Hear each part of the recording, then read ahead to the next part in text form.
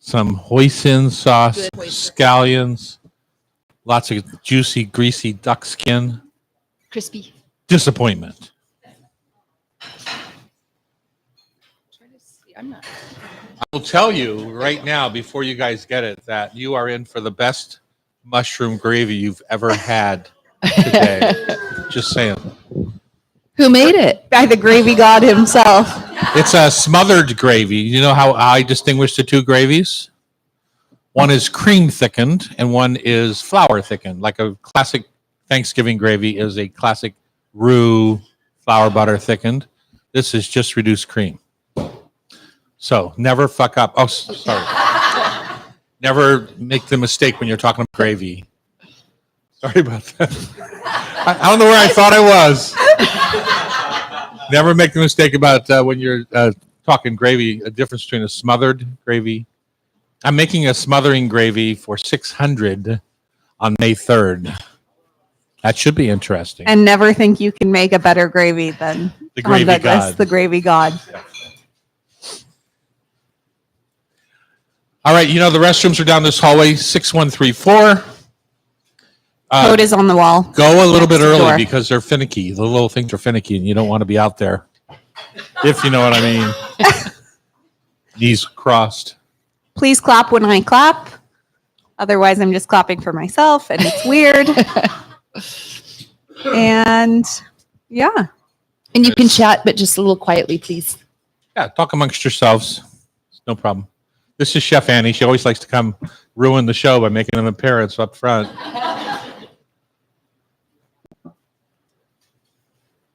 You know, it's not polite to whisper in front of people, Annie.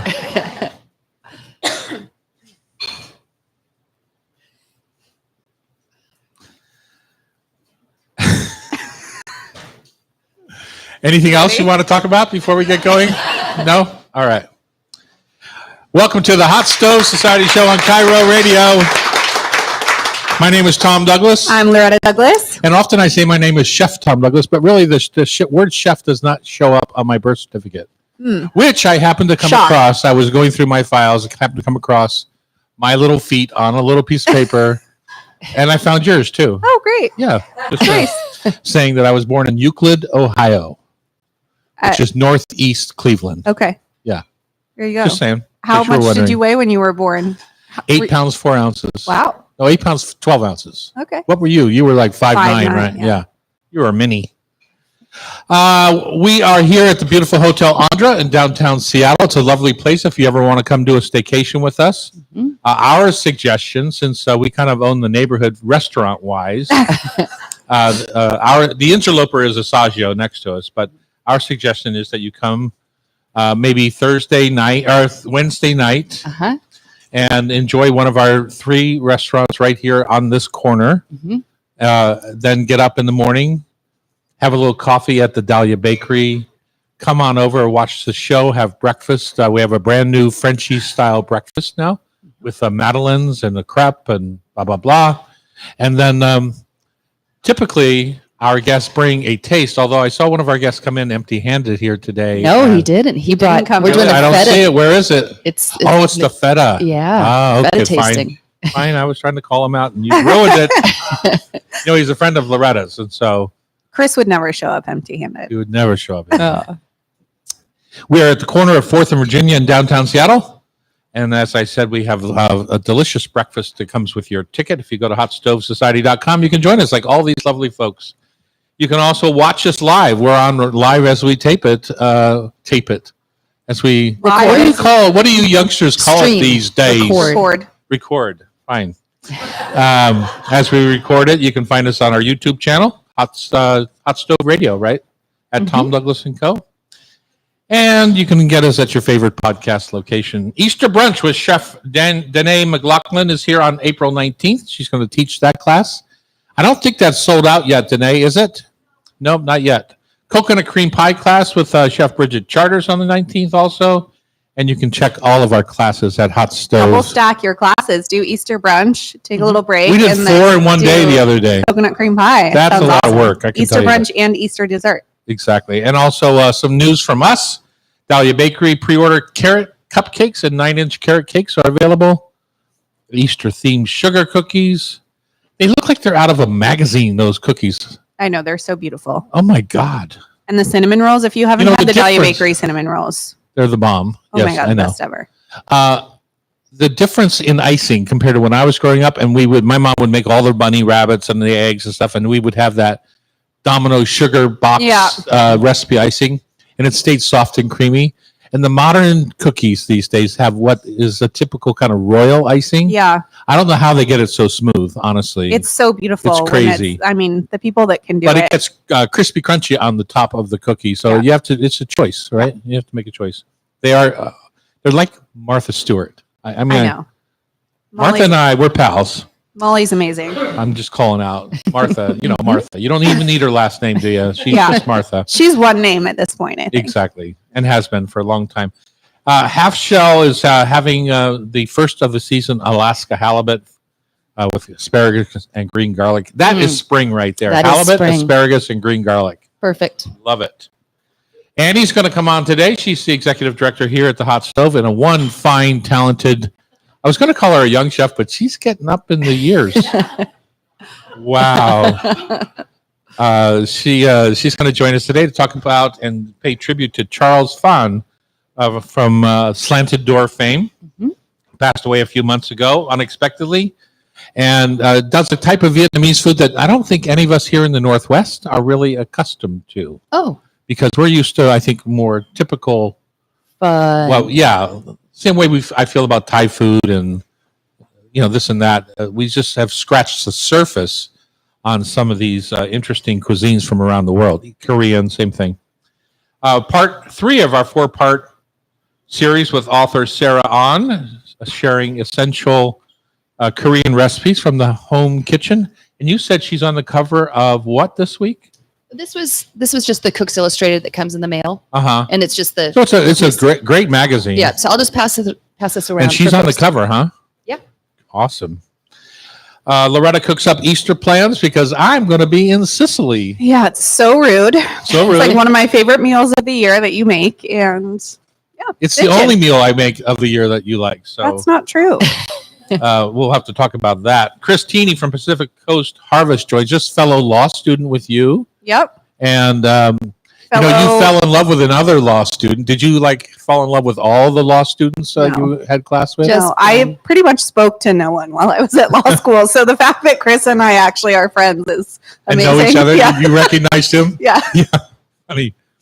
The Hot Stove Society tasting panel, we took on cream cheese last week because we had Andrew Rubenstein. Rubenstein. I am Why do I want to think of him so, as a piano player? so jealous so upset I told that him show. that you were bummed. Yeah. Yeah, It's my anyway, favorite bagels. we did cream cheese. This week we're going to do feta because it's just, there's more difference than people expect. Right. Yeah, and almost always like the American fetas out of Wisconsin and places like that are made from cow's milk. We have one And in the panel. the ones from Europe, Greece, and otherwise are typically sheep's milk feta. So I like those better. What a surprise. But maybe I won't even recognize the difference today. We delve into plant-based cuisine with Chris Wilson from Plantage. And also finishing the show today is our Food for Thought Tasty Trivia. I got thwacked last Did week. you? 0 for 5. Jim wrote some really tough questions. Oh boy. Jim is Yeah. never invited on the show again. We actually had him as a guest. I think you got the last one correct. He You was got like one out 5 fat tomatoes, and we had him as a guest, and then he does that to me. of it. Oh, he made beautiful shepherd's pie. It was Oh, so my good. goodness. It was so good. All right, Loretta, what's your taste of the week? I had a fancy night out. I'm married to an oldie who just had his 40th birthday. Oh. Really? You are married. And I know it's like I'm not You know, old. men die before women. I'm not so, old enough to be married to somebody that's 40. Yeah. But it is what it is, I guess, at this point. Well, considering you have 3 children, I'd say you are correct. But he had never been to the illustrious Cafe Juanita, Oh, and we went and had a really special night out for his birthday.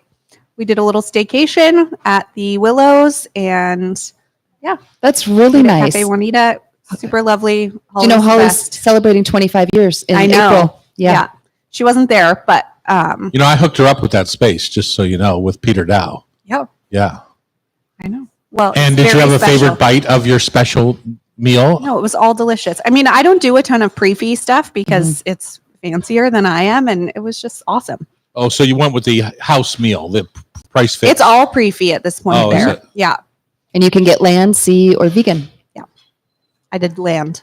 You did land. Yeah. And not one bite that stands out over the others? Not really. Just pushed me here. It was all delicious. Reminds me of my Dallas expedition. My favorite taste of the week is this morning's breakfast. Because as you know, I am a self-proclaimed gravy god. And I know there's people out there that write me saying, you are no god. Get over yourself. So don't write me that note. I've already received it a dozen times. I'm not even going to read it this time. Please keep writing them. They Yeah. give me much joy. But anyway, for our crepe this morning, our French ham crepe, Jambon. jambon, Mhm. with Beecher's cheese, a nice little regular kind of Frenchy crepe, and ruby chard sauteed down the center because I love me a green. Mm-hmm. Never try to go without greens. I made a mushroom gravy. So the trick to this gravy, it's really not a gravy, it's a smother. What's the difference? The difference for me, I don't know if I'm going to write a book on gravy and I'm going to make up my own terms okay. because, Gravy God can do that. They can just, Sure. yeah, we have a president doing that right now. So Do what you making want. it up as you go. Anyway, sauteed button mushrooms, Mhm. shallots, sauteed in butter until they get a little bit of brown on. The shallots get a little bit of brown on them, and the mushrooms are mostly cooked. Then I put cream on top, Mm-hmm. reduce it down. That's the difference for me between a smother and a gravy. Okay. I don't think of gravies being kind of cream gravies. I think of gravies being roux based, with like flour water or flour butter, and then you go on in with stock or you go in with white wine. What about like biscuits and gravy? That's a cream white gravy. Yeah. That's roux based. Okay. So a smother to Okay. me is a gravy that's reduced cream. So into my sauteed mushrooms and shallots, I pour heavy cream over top Okay. and then reduce it down This would be a Terry thing and too. reduce it by about a third. Uh-huh. Because I want that viscosity to coat your spoon like a creme anglaise does. You know what I'm talking Okay. about? Yep. Just that little bit of a coat on your spoon. I don't want it super thick. I don't want it gross. I want it lovely. A lovely cream smother. And then right at the last minute before you pull the gravy off the heat, you add my mushroom rub, which has got a lot of Oh. dried porcini powder So it just and bumps the up herbs of herb de Provence in it. And so the key is right before you pull it off, right? Because you don't want to cook that too much. Okay. Right? Because you lose the fragrance of your herbs when you overcook the herbs. So I'm going to stir that in and let it cook for maybe 30 seconds to a minute more, That's and it. then I'm done. And these fine folks in our room this morning are going to be the beneficiaries Of that. of a mushroom gravy smother on top of their crepe. So I'm just saying, Lovely. that is my taste of the week. And I have only tasted it a bit, so wait till I get a cup of it. Wow. Yeah. Don't act so disgusted with me. I just love how I've been seeing this look on her face for 35 years. She came out of the womb. I caught her. I literally caught her. I had to call for the mop team. I caught her, and she still had that look on her face when she looked at me. She's like, you tried to give me Pam is back. supposed to be there. Pam is supposed to be here. Why are you here? Yeah, you tried to give me back. Yeah. And Pam passed out. And Pam passed out. Things didn't Yeah. go as planned. You remember our old producer, Pam? Would love Pamela. She was She's- supposed to catch Loretta coming out, and she went over backwards. So I had to step in and catch her. Yeah. She'll be here in 2 weeks. And the cord was wrapped around her neck, which explains many things. Wow. Harsh. All right. Next up to get grilled by the gravy god is Chef Andy Elmore on kind of higher end Vietnamese cuisine. On Cairo Radio, it's the Hot Stove Society Show, 97.3 FM. Phew, that was exciting, wasn't it? Can you guys believe you made it here? Good start. The what has what? She said John Dettori has some work to do. Do you think that I could have?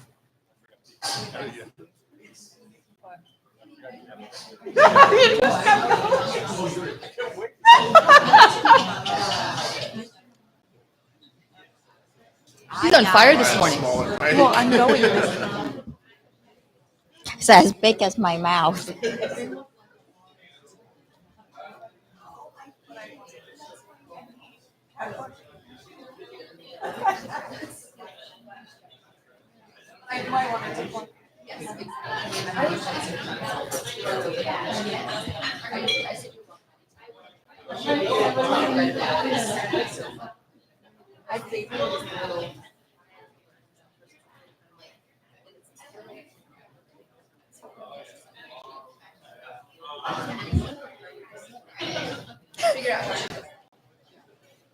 It's like a waffle cone with caviar and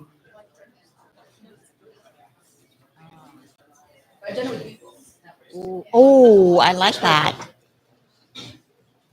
I have no idea what you're talking about, and I'm happy about that. Holly's little amuse bouche with it's like a high-end bugle, but it's been a cracker Uh-huh. with creme fraiche and then caviar on top, and it's chai. It's just a little bite, but it's so good. So I'll good. eat so much of that. Yeah. You only get one.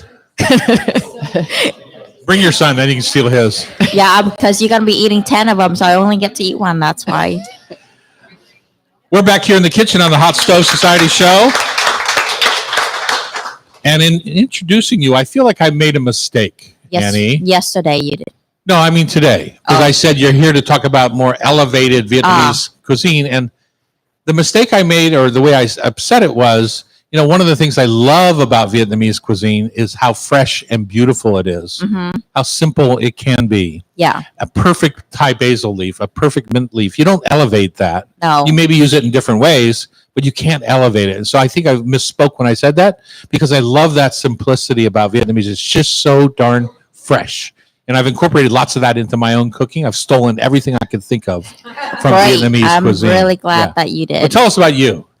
Well, I'm half Vietnamese, quarter Chinese, quarter Cambodian, but I was, and still am, traditionally trained in the Western kitchen. Uh-huh. My mom would never let me cook anything. I didn't cook my first pot of rice until I was 19, Wow. and it was terrible.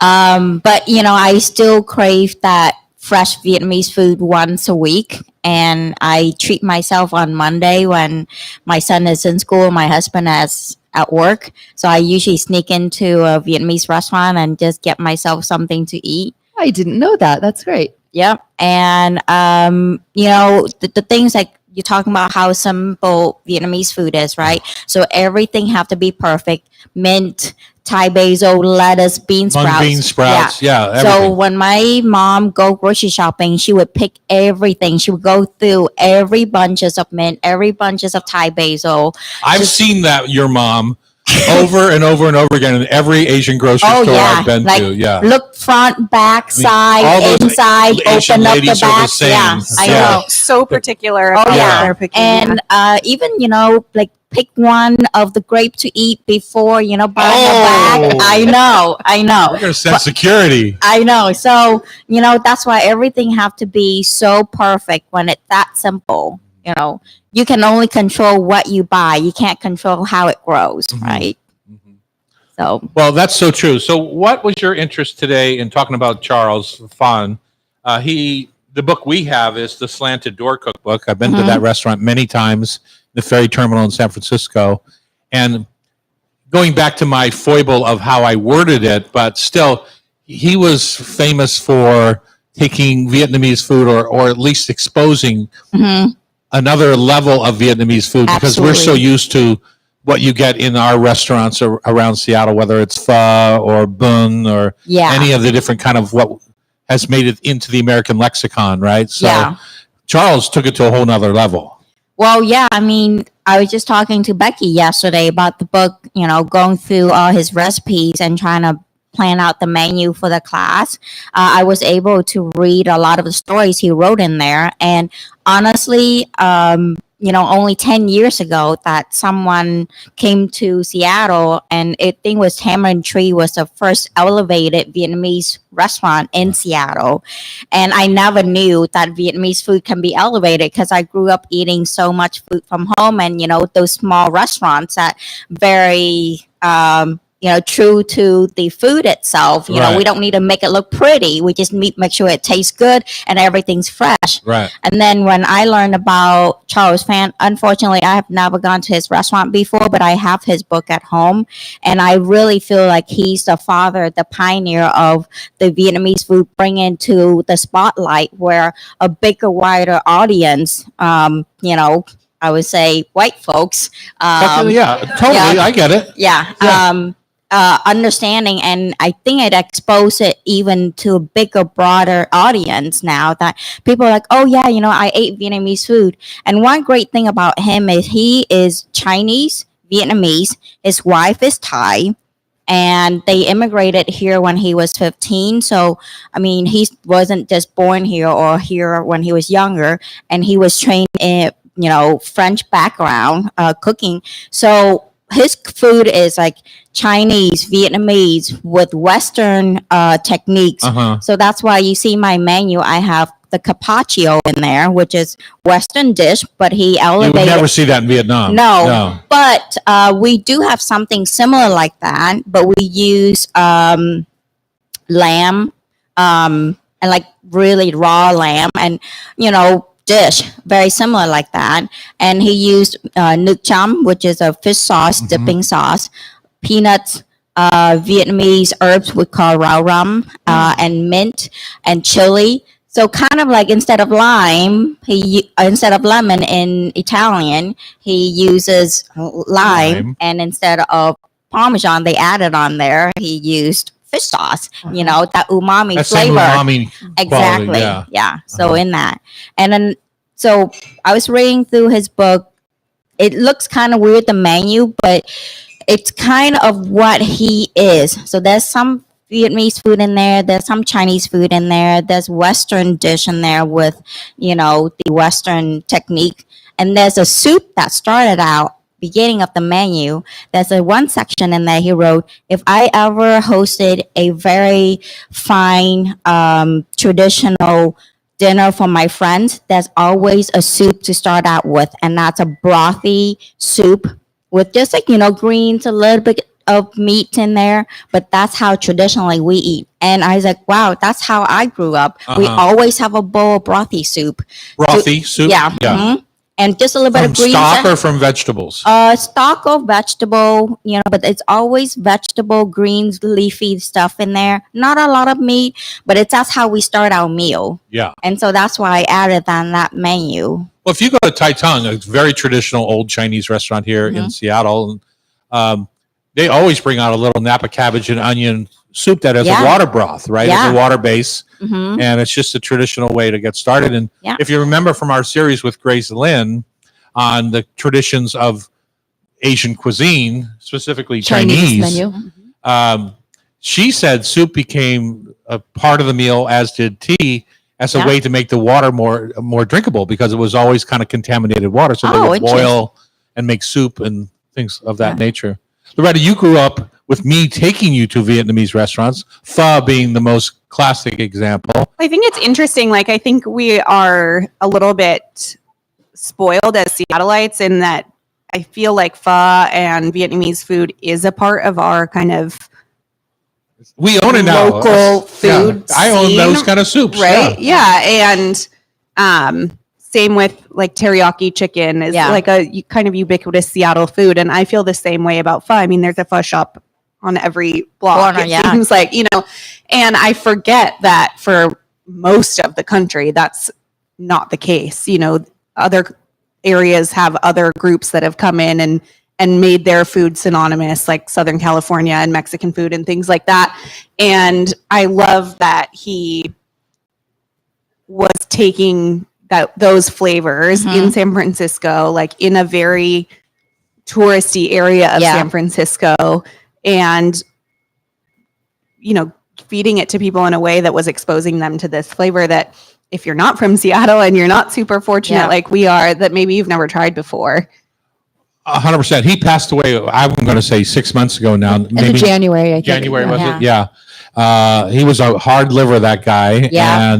And super nice man. I've met him a few times over the years doing this and that together, chefy stuff. Yeah. But his restaurants were tremendous and his book super inspiring. Yeah, it's, there was one story in there of he was talking about how his dad was full with joy and pride when he came to his restaurant, the one on the harbor, Mhm. and it just like from an immigrant family, parent who came here with nothing, and seeing your son built this massive restaurant Yeah. and beautiful, and Couple of everyone them. came, Yeah. and to see that, it just there's no expression for it. Unbelievably like well regarded restaurant. Oh, yeah. it was Chefs just- from all over the country Yeah. went there. Yeah. It was Wow. It was just, he does what American chefs do, which I think we get a little maligned for, which is you steal from every culture and Yeah. kind of call it your own, just like I just did with pho, because I know what I love about pho and I know how to make it and I, blah, blah, blah. But he mingled Asian cuisines like we mingle world cuisines, Mhm. which isn't very typical for an immigrant. Yeah. Typically you stay in your lane, Mhm. and seeing that broader picture was super cool. Well, yeah, with his background, like we talk about, he really melt all those together, which is amazing. Well, if you don't have his book, it's really worth getting. I'm sure it's still in print. The Slanted Door, Mhm. Charles Phan, PHAN, Modern Vietnamese Food is what it's called. And thank you, Annie, for And sharing. Annie's doing a class, so anyone can come to Yes. that on May 2nd from 5:30 to 7:30. Yes, and Julie is doing cocktails from his book as well to pair with the meal. To match up, Yes. like the tamarind tree, right? Sure. They did a beautiful cocktails Yes. selections down there. All right, author Sarah An. Let's do that again. Author Sarah An, our third in a 4-part series of Korean cooking. Up next on Cairo Radio, it's the Hot Stove Society Show, 97.3 FM.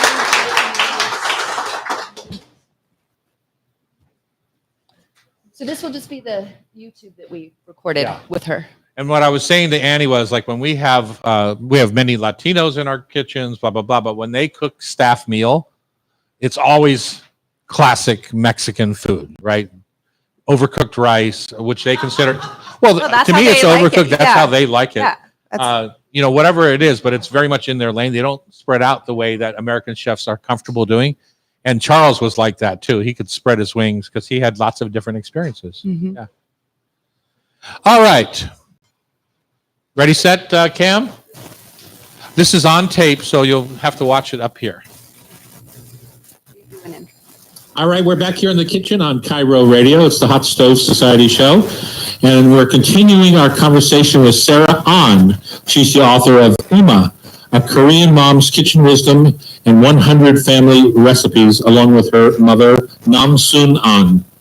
Last week, we took a master class in the living art of kimchi. And this week, we're going to talk about essential Korean home cooking and some of those recipes that have transcended the American culture, like Korean fried chicken, Korean barbecue, Korean bibimbap. And I have a couple of questions about all of those. So welcome back, Sarah. Thank you. Thank you. Tell us for a minute about your book and why it was important for you and your mom to write this together. Yeah, so Oma is a book that my mom and I wrote together. My mom's a former restaurant owner and chef and a very talented cook, but also a very wise woman. And for me, it was very important, especially as a Korean American, to collect these recipes, just because as I'm getting older, I am also losing my ability to speak Korean, which is something I'm working on. But with that also comes a possible inability to learn these recipes once she's not here. And so for me, it was very important that if not now, then when do I collect these recipes? That's kind of how Honest Kitchen started, and then ultimately we made a book to do just that. Well, it seems like you formed quite the deep bond, mother-daughter bond, through this cooking thing. And I see my grandchildren now sit with their mom on the kitchen counter every night when she's making dinner, or with my wife JJ when she's making supper. Last night, our grandson Hercules had his arms up to his elbows in the meatloaf mixture, mixing bread and the meat all together. So is that kind of how you grew up? Or because your mom was in a restaurant, you didn't see her much, maybe. Yeah, so she started her restaurant when I was in middle school. So in middle school and high school, I didn't see her much. But as a child, much like your grandkids, I was there right next to her making kimchi. Not meatloaf, but we were getting our hands in making kimchi. And it's one of my first memories with her, actually. What a sweet memory. I mean, you just don't know when you're that age how important that's going to be later in your life. Yeah, it's crazy. I often chastise parents when they let their kids out of the house at 18 or 20 years old and they don't know how to roast a chicken or scramble an egg. And it's like, hey, that was your job. Right. Yeah, teaching them how to balance a checkbook. Same idea. Sure. Got to give them some basic skills. Are there recipes that Korean kids have to know before venturing out into the world, like Tom's talking about? That's a great question. I would say there's no particular recipes. I think that if you're even coming from only being familiar with American cuisine, you could easily get into Korean cuisine. I think it would just be more so understanding the ingredients, knowing which ingredients to buy, which our book guides you through, because those make or break a recipe. And then understanding why in Korean cuisine we do this and that you don't see in American cuisines. Like in Korean cuisine, we tend to wash our meat, especially any bone-in meat. We wash all our chicken wings. We wash all our beef that have bones in them, such as ribs. And people often question why, but you have to really understand the research of why we do that and understand that background of Korean cuisine. Well, now I'm curious. Why do you do that? Because for me, when I see somebody do that and then walk away from their kitchen sink without sterilizing the whole thing down, they've just kind of made the problem worse. Yeah, so for us, we wash our bone-in chicken along with our bone-in beef and meat because we want to get rid of, for the chicken, this gamey taste. And I wasn't convinced at first. I truly wasn't, because I was like, Mom, this is an American audience. Are you sure you want to put this in? And she's like, fine, I'll make both batches and I want you to taste both. And we did a blind test and I was like, oh, this one's significantly better. And she's like, yep, it's because I submerged it in milk for an hour or 30 minutes and then I washed the chicken. And then for the beef, the reason why Koreans do that, you'll find in any recipe when we're typically making soups or any, even like LA Karbi, we'll submerge it in water for 30 minutes minimum. And on these like blogs, they often say it's to get rid of the blood, but it's not actually blood. It's the myoglobin that comes out, and it has this metallic taste that hinders the soup to be pure. And then when you wash the meat, and then when parboils the ribs, these coagulated proteins come out of the bones, and you don't want that in a soup. It alters the purity of the soup and the taste, and so that's why Koreans do it. And I wasn't convinced at first, but it truly tasted completely different. And it's not about being clean or anything. It's about, the soup tasting right and being pure. Interesting. I never went down that path with that idea. So it's just plain water, not salted water. No, my mom actually uses sugar water. It's plain water with like a tablespoon of sugar. Ah, interesting. As you know, as you travel the country and as you look in any local Applebee's or places like that, you see this kind of glomming on to hot food trends, and Korean's a hot food trend right now.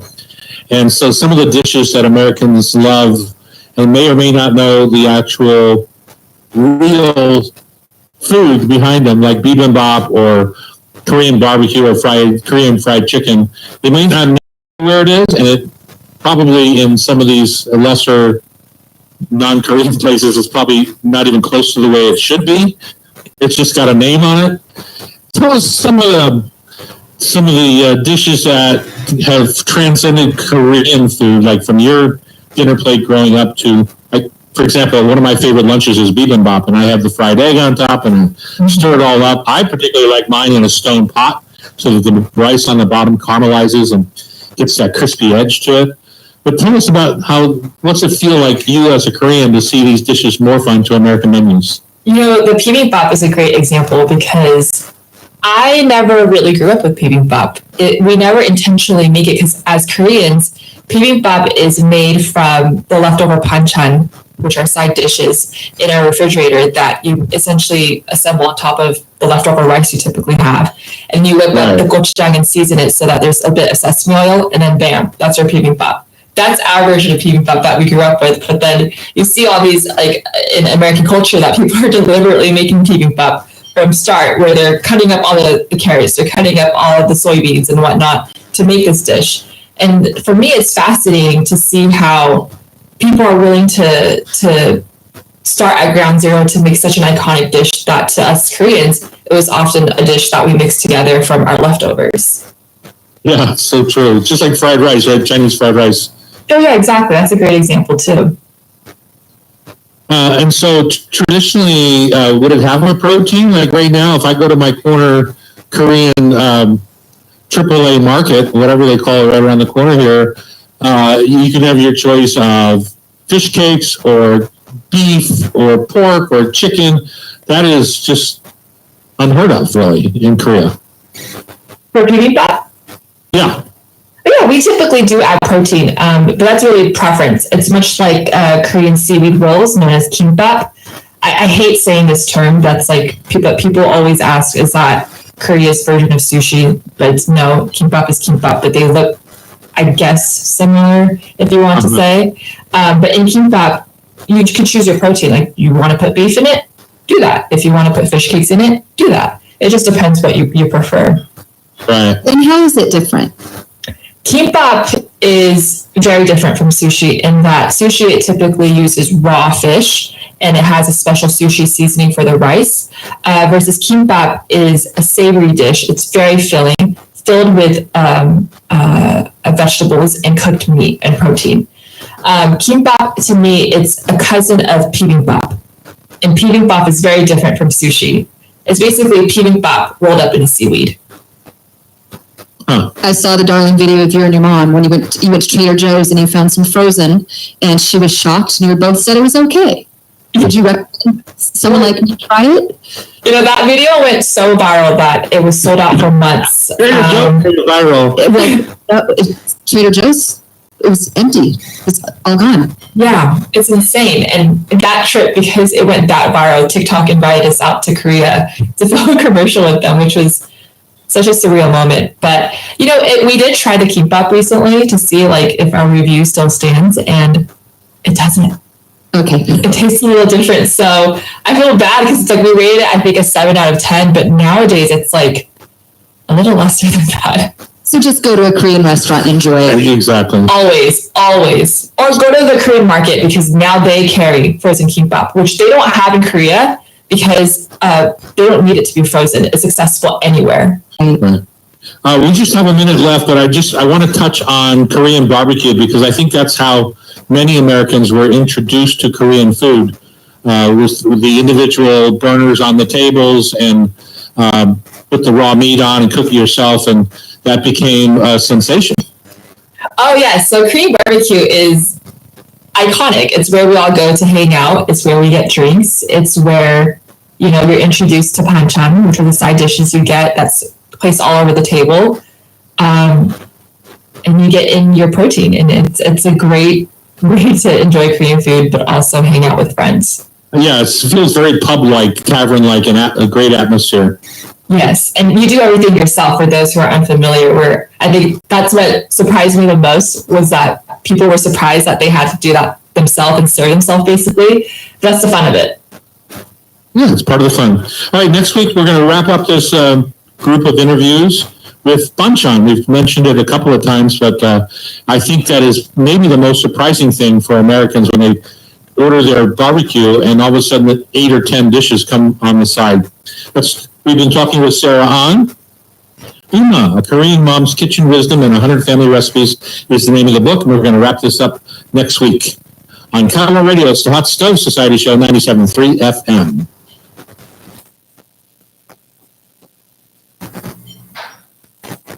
That was open and closed.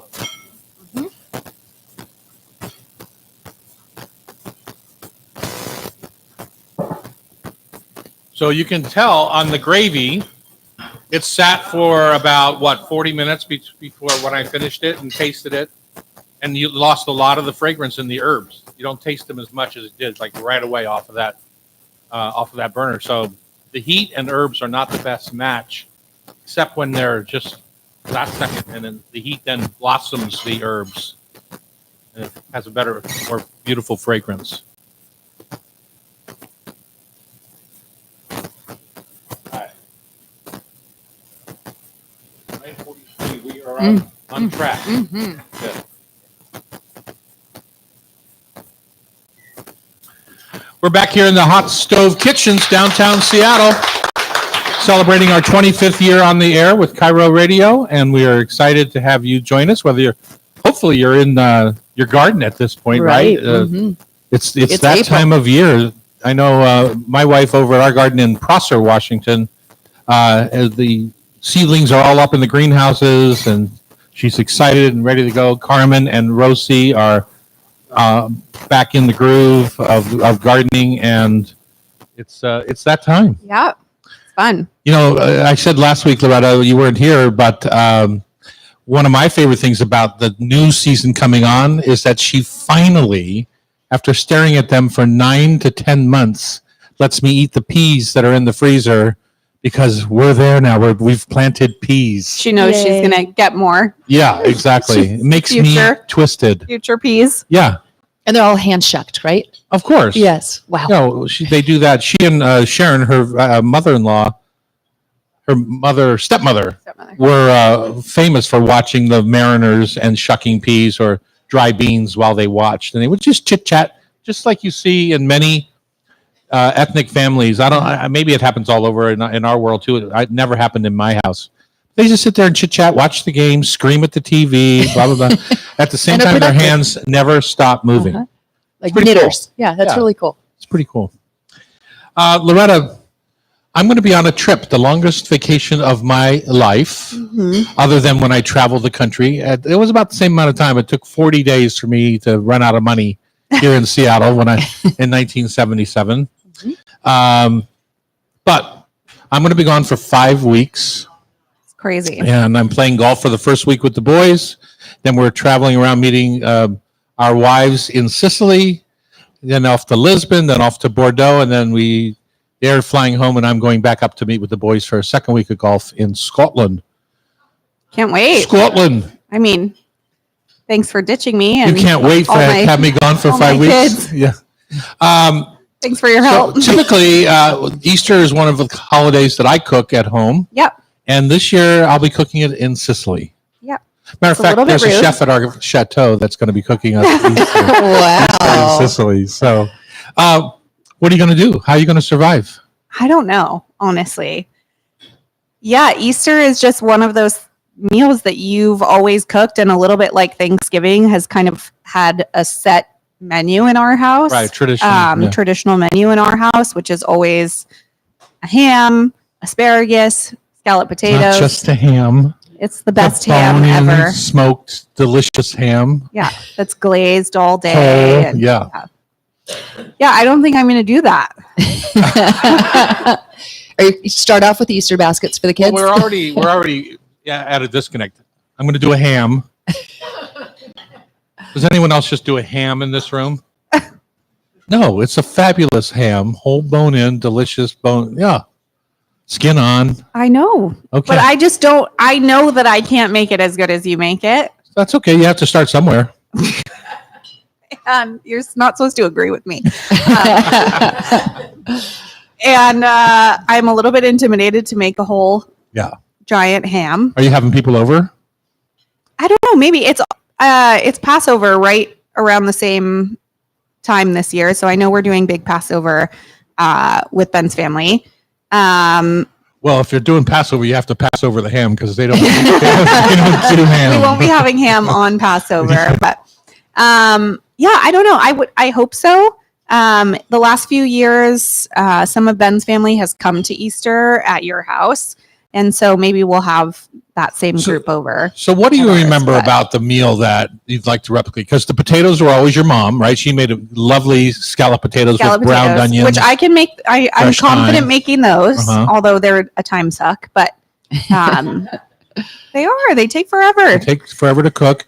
And I like to spread them out thinner than she does. Yeah. Because I like more brown on the top. She's been doing, or I guess we've been doing the like Hasselback style scallop potatoes where Oh. you set them vertically in the pan.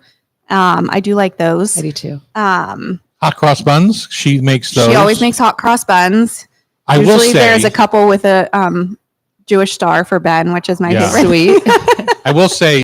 She, despite her 40 years of effort, she has not perfected that. No, I think recipe. she's offloaded that the last couple of years to Linnea, who is my cousin, who is the pastry chef at Ben's Bread and is very competent at, Yeah. at bread making, as you can imagine. But Asparagus. I can do asparagus. So it's really down to the ham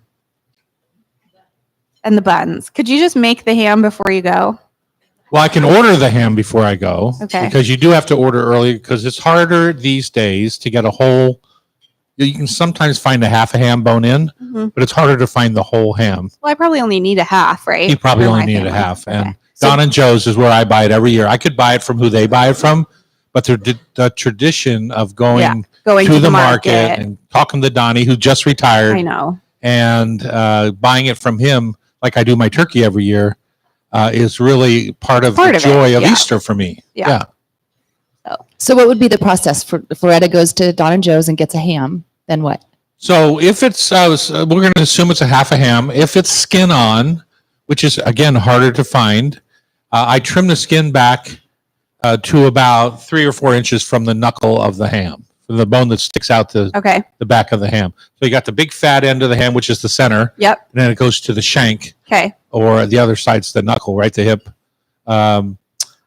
And so I trim the skin back because one of the things you don't want to do if you're putting a glaze on your meat, you don't want to put it on the skin and then trim all the skin off because you're not going to eat the skin, Okay. right? So you want to trim thick fat and skin back to a spot that you're going to glaze that's going to be edible. Okay. And then I put a crisscross, like a classic Yeah, you looking always score it score, a crisscross. pretty deep because you like the glaze to get. I like it to suck right in Yeah, there. in Yeah. there. And I go low and slow. And, a ham is cooked. You could take that ham home and just slice it off and it's edible. Fine. Yeah. Almost every ham has been pre-smoked and pre-cooked. It even says it right on the package. So all you're really doing at home is rewarming it and glazing it. Okay. So I put it in low and slow. If you put it on high, hams are just pumped with saline. And sometimes it's flavored, sometimes it's just salt water. Okay. You'll see on the package of the ham could contain 10% saline. Mm-hmm. That's why they're so salty. My mom bought those cheap hams that were, from the Acme grocery. Mhm. We have friends here from Philadelphia area. You know the Acme grocery. And it was just the worst ham, right? And it's all the moisture drained out of it when she cooked it. And it just becomes this dry kind of leather. And she loved it, and I did not. So anyway, so that kind of ham. So trim it back, put the deep score in it, make my glaze, which is brown sugar, orange juice, chili paste, which my mother would Coffee never ground. do. Coffee Yeah. coffee liqueur or coffee. Mm-hmm. Because I make it kind of like a red eye gravy, Mhm. and then you can add other things like bourbon or maple syrup or molasses or whatever it is that your final flavor profile that you're Okay. going for. But for me, it's orange, coffee, chili, and brown sugar. Brown That's sugar. the Yeah. base of my glaze. So good. It's in one of the books. Yeah. So, So good. it's I'm really good, gonna and it's miss it this tradition, year. right? Yeah. It becomes a tradition. Yeah. Now, the other whole ham that you can find out there are the southern, like Smithfield hams, from the southern hams, and those are the salt cured hams. Okay. This is not where you want to have. That. Okay. Yeah, those you have to cook, boil in a pot, leach a lot of that salt out, Okay. or cut it more like prosciutto, just thin chips. Where does like a boar's head ham It doesn't. fit in? It doesn't. It doesn't fit Yeah. into the equation. Have halibut. Okay. Okay. Yeah. I'm just always curious, like if people make that as Well, you'll see ham. Bavarian Meats, right, is owned by, I believe, Hempler's, which is owned by somebody else up there in Bellingham. Mhm. They make a good bone-in ham, okay. but they only have it out in Easter time. Okay. If you remember, for your birthday, I tried to cook you Easter dinner because we weren't going to be here. Mhm. I could not get a bone-in ham in Seattle from my wholesalers, from anywhere, Crazy. and they only come out right around Easter. And that's why I say you got to get your order in, get it in early, Okay. if you want a delicious. And I think locally, I would buy the half Hempler's bone-in ham. Okay. Now, if you get one that's perfectly round, you know that's a processed ham. Yeah. Right. Okay. So that's not what I mean. All right. they're Well, maybe edible, I'll but- go for the half ham. I feel like I could tackle a half. Oh, ham. you I definitely. think my can. biggest kind of nervousness is that you have 2 ovens and I have I have 2 full size. 2 full size ovens and I have one 32-inch Yeah. oven. So when you're trying to make potatoes and ham and hot rolls, cross buns. Yeah, gets complicated. it is. Okay. But you do have a charcoal grill out front. You could do it on the grill and just get rid of the ham out of the kitchen. Okay. Do low and slow on your grill, and glaze it just the same, and Just- heat it just the same. okay. Damper down, Okay. and then you've got that ham out of your way, Out of my kitchen. Okay. out of your kitchen. So, just saying. Well, I love sharing this because, as I said earlier, for me, for parents who don't teach anything to their kids about cooking, they are remiss. yeah. You should look at yourself in the mirror and say, "I am." Well, remiss." there's very few meals that I'm not confident cooking, I would say. Yeah. And those tend to be like the bigger holiday meals that you and mom have always Yeah, owned. and Yeah. you've been right there, right? Yeah. You're the pie lady in our house now. Yeah, all that kind of thing. So it's good. Okay, Chris Tini is here. He's the co-owner of Pacific Coast Harvest. When we come back at the Hot Stove Society Radio Show, 97.3 FM. How many people feel guilty right now? I just tried to lay on some heavy guilt. Well, Annie's mom didn't teach her how to cook. Yeah, I where's mean, Annie? That's shocking to Didn't even know how hear. to make a pot of rice at 19. And she's an amazing chef. Right You here. are. Amy Richardson, did you know how to cook at when you left home? What? You know, we're doing a show here. You could listen.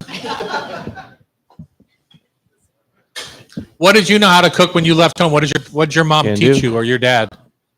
Did you know how to roast a chicken? Thank you. Scramble an egg?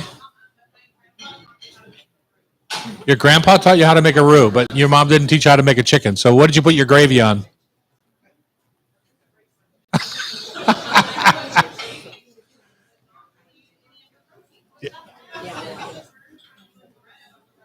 Yeah. Funny. Well, we're going to come to our house and we're going to make a chicken. All right? I've done that before. I had 4 girlfriends to your house one time in my early 20s to teach them make all a how to chicken? make a roast chicken. That's 'cause awesome. None of them knew. That's awesome. Definitely Taylor, wasn't invited. what did you know how to make when you left home?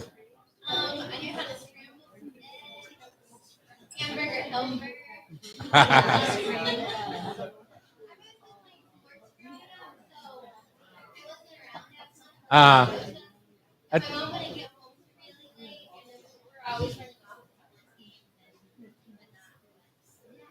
Now what dish do you own now?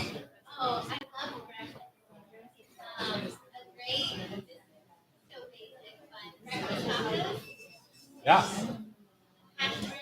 Yeah. Perfect. Okay, Chris, you ready for this? Ready. I told Ben to tell Loretta to take it easy on me. So Well, Ben's watching live right now, so Oh, you Benny can say, boy. "Hi, Ben." Hi, Ben. We don't know if that's true or not. you, We don't know if that's true or not, but if he really loved you, he I would can- be. I know. Pretty I'm expecting comments. And you got to Ben, talk know, really support. close to the mic. Pretty much guarantee that Ben's Yeah, not dude. watching. Yeah, so that sounds like this when you're on the mic, and it sounds like this when you're not. Can do. I think the tickling on my beard. Whispers again? Yeah. Wow. Master of We got secrets. secrets. We're back here. It's the Hot Stove Society show. We have a nice house going. You've had breakfast. How was your new Frenchie breakfast? Really good? A little cheese and mushroom crepe? Really smothered it. Really smothered it. Yeah. Mushroom gravy, a fried egg, fruit cup. Hour There's number more. 2. There's more. Just so you know. We're going to have some taste in hour number 2. Exactly. Christine, you're here for I am. co-owner of Pacific Coast Harvest. Tell us what that is and why you're here. I am here because of Becky, Mm-hmm. even though I know Loretta and Ben. And Pacific Coast Harvest is basically the farmer's market delivered. Kind of what we do is we make it easier to connect with local farms for home delivery. Can't make it out to the farmers market. Fully customized boxes that allow you to pick and choose. And so we support our local farmers when you feel really up for the task for cooking, and you can have a CSA and you don't always know what you're going to get. But if you need a gateway to kind of choose, that's where we come in and allow you to experience local food in a way that works for your lifestyle. I've been a customer for a long time, Have you? and Yes. I've been so happy, my neighbor and I, and it's really great because you can just not order anything for 6 months, and then you can order every week, and there's no, it's just really nice. And you Whereas the CSA, community supported you're kind of agriculture. burdened Yeah. with those boxes. Another That's neighbor tiring. gets those. Yeah. So it's just wonderful. Well, this And I- is really like online shopping for your groceries, but For your- all your grocery selection is beautiful local food. Yeah, And they you get to deliver know to your your farmer. I doorstep. think that's one of our big Uh-huh. value adds too, is you get to really learn farm names and become familiar with them. And Ryan at Steel Wheel Farm or Katie at Bumblebee. And so you build this relationship of trust, which I think, this shows a lot about the connection to food, and that Mhm. builds that emotional connection while you're cooking Easter dinner. I mean, that's a very communal event. And when you get to expand it beyond just those at the table or around the cutting board, I think it really embodies the human experience Uh-huh. for eating food. And Yeah, so like, we- oh, this cheese came from 15 miles from here at this local creamery, or, all of that stuff. Exactly. It's So we amazing. provide that sheet that kind of tells the name, tells a little bit of the story. How far is that food traveling? And so it really empowers people to connect and decide what's local for them. Not everybody has the same definition. Some are like, it has to be grown on my rooftop. Some people are like, oh, no, I'm a little bit more fluid. I grew up in Portland. I can connect down there because they have a larger growing season.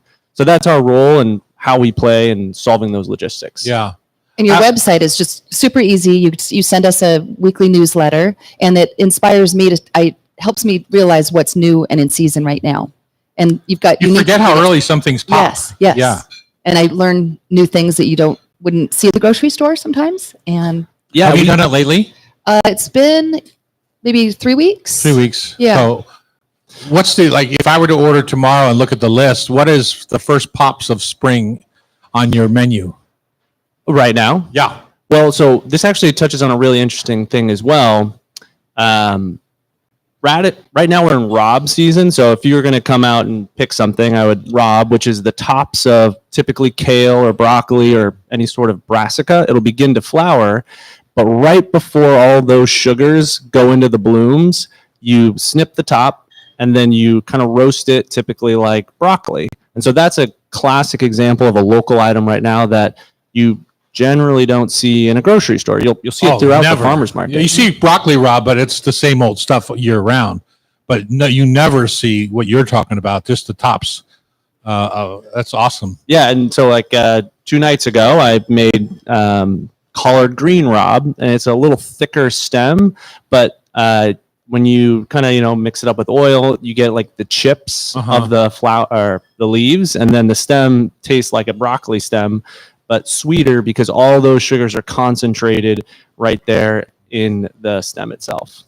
I also saw the Oregon arugula, and I love how everything is listed on where it's from, the exact Yeah. location. So Yeah, so that Rob that I got was 40 miles, I think, north of here. Ralph's Greenhouse. They're Uh-huh. kind of a staple farmer in the area. But I was actually going to mention what's pretty crazy, and to the point about the interesting things. Last year, we listed well over 500 different varieties of just fruits and vegetables. And so you get some of the best edible flower selections that you can spruce up a dish. You can experiment with different things, as well as just new ways to expand how we want to be plant-based. Right. Most people understand that that's really important, and this facilitates that excitement. The seasonality makes each week really compelling and engenders that connection to Right. food. Well, and I also think growing produce for a grocery store is a whole different thing. And, the volume that you have to be able to do, or you contribute to the conglomerate that is then providing the apples, being able to buy from a farm that may not be producing enough to also produce for Met Market or something like that, but is doing new, innovative, delicious, or heritage breeds or things like that is so awesome. And it's just like a really unique opportunity, I think, to see what's on our doorstep. Yeah, you also have to grow to their specs. Yeah. Which is something that Charlie's Produce can do, right? Because he knows their specs and he can buy it in volume. But a farmer's market, you're buying what they've grown, not Yeah. necessarily to the spec that a high-end grocery store might demand. Well, and I would say too, that's where kudos to Charlie's, because he's really figured out a lot of the complicated logistics for serving a lot of people. We're doing a double pickup each week. We pick up twice from our farms. We go out to Monroe, Snoqualmie Valley, and so we're getting super fresh varieties, which is actually part of what makes it unique, because when you're sourcing from further away, they will breed varieties that are a little bit more sturdy, whereas that's why it's harder to get like sorrel, because it's just such a delicate plant. So we like to see ourselves as part of a food system, as part of a complicated way to see how we feed ourselves. And so eating local isn't the one way, the only way, the right way. It's an integration of how you decide to connect with your community and like how you build your menu planning. And your farmers. Yeah. And the farmers, yeah. It's such an important thing to keep alive, small farms. And we work with Viva. So Viva Farm has some plots out in Woodinville, and that's where some of the unique varieties come from. Malabar spinach bud from Blue Glass Farm, Tyler and Alex. Like Malabar spinach buds. They're like these. It's another edible flower that you can like saute it up. It's from a spinach type plant, and that's just like a new way to understand like food and how we can adapt different cultural foods to grow here in the Northwest too. And in addition, you've got pastas and chocolate makers and a lot of local makers. So Totally complement, build the whole meal. I don't know if you know about this or not, but when you do what you just said, the Malibu spinach buds, I'm sure it wasn't that, but my point is, does it extend the season of that plant? So, for example, if you're just harvesting spinach, you're cutting it down and you may or may not get a second growth out of that. Is there a way that a local farmer who has limited resources can harvest those buds and then sell the plant and then, finish something in the fall where you extend the season of that ingredient? Exactly. That's where the rob or rapini, I mean, that's the whole technical thing comes in, where most of the time when the plant begins to flower, the leaves have really become dormant. The plant's going, this is it. Sayonara, I'm about to peace out. And that plant, rather than just being tilled under, the farmer gets another source of revenue from it, and we get to experience more goodness. Such an important aspect of small farming is getting that multiple revenue source. And you guys have a farm too, right? My wife does. Wife. Yeah. I do not farm. I mend. I have the farmer's husband's to-do list. The honeydew list of Mending the chicken coop and, all the things that happen at the farm. So that's important parts too. And I cook what she grows. yes. Do you work with restaurants? Yeah, so we work with quite a few. Cafe Juanita, which you mentioned, we've actually served quite a bit. We've served a ton of the restaurants right down here in downtown. We also work with other types of restaurants, meal programs. So there's a local meal partnership coalition. And so from high-end restaurants that get that elevated experience to connecting people that are facing food service, we serve them all through partnership with the City of Seattle, King County, and is a lot of the even James Beard Award-winning ones. So Awesome. so awesome. It is awesome. And I would imagine that you have your resources to go to when you have overpicked and you have extra product that just needs to get used, but it's not going to get sold. So I would imagine, again, like Charlie's does, you get it back to a food lifeline or to a food bank of some sort. We definitely do. One of the ways that's beneficial working so closely with farmers, and I actually thought about the ham that you were mentioning. If you had called me, I would have been able to find the right could have got us a rancher. bone-in I probably ham. could have. Yeah. And so that, because of that close relationship, our food waste is really pretty minimal. As a company benefit, we allow our employees, which I consider myself, to take first dibs at anything left over. So we have those connections, but we also find that because of our close relationship, it's a pretty minimal amount that doesn't get used. I mean, your deliveries like got us through COVID. Like, I don't know if your business exploded then, but it was just when nobody was going to the grocery stores and you wanted fresh, delicious things that was dropped at your doorstep. I mean, that's when I really started utilizing you guys, and it's amazing. Just And how do shows up. people sign up for your program, or go at least go online and? Super easy. Go online, pacificcoastharvest.com, and you can take a look at some of our farms, how it works. Right now, the market's open until Sunday at noon. Mhm. We'll then dispatch the orders to farmers. Right now, they'll be harvesting that rob, and then it'll be delivered to homes later in the week, depending on what neighborhood you're in. Wonderful. Awesome. Yeah. And I could see where that would work for a restaurant like ours that prints menus every day, and you can get on top of some things Let that me know if you need anything. you might not be able to get otherwise. Up next, the Hot Stove Society tasting panel takes on feta cheese. Yes. On Cairo Radio, it's the Hot Stove Society 97.3 Will you FM. stay with us?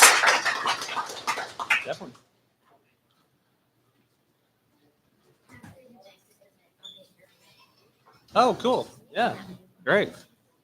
She's bossy that way. Man. Just shove the benefits onto me. Oh boy. So in.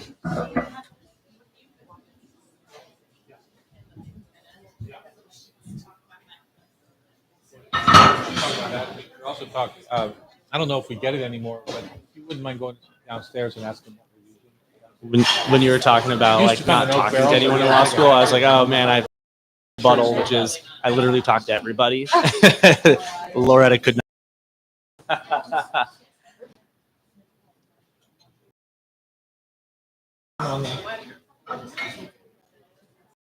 until I started eating it. No, they're different. Oh, I should start eating. I should start eating now. We taste before so that we're not chewing on.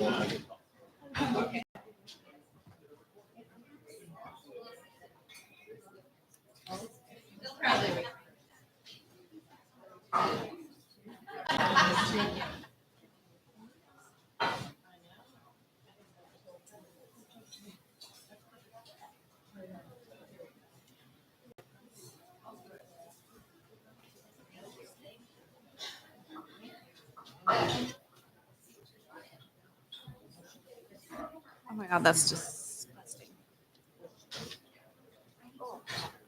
So this is not feta. You probably got. It's the Meredith Dairy Sheep's. Sheep's milk cheese, fresh cheese. That should count. I understand. So disregard the last one as far as in our tasting, because it's not feta. This one. Just a fresh sheep's milk cheese like fromage blanc.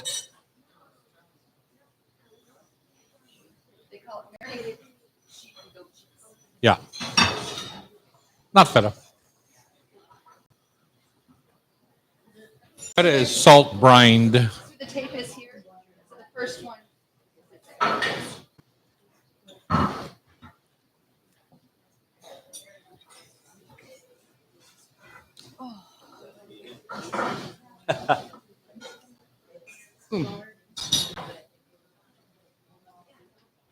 That is foul to me.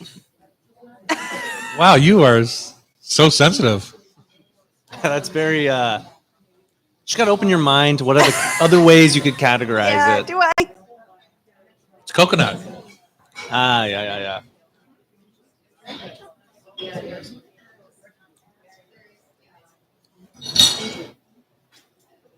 So we're going to disregard from our tasting the last one on your plate to the very right, which is a cheese that we keep 100% of the time in our home.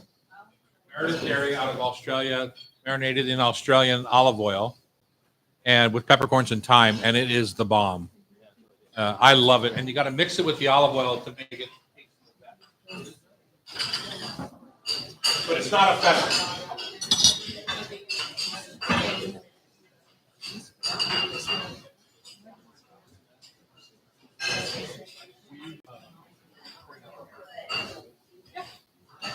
Sorry, I should have said that.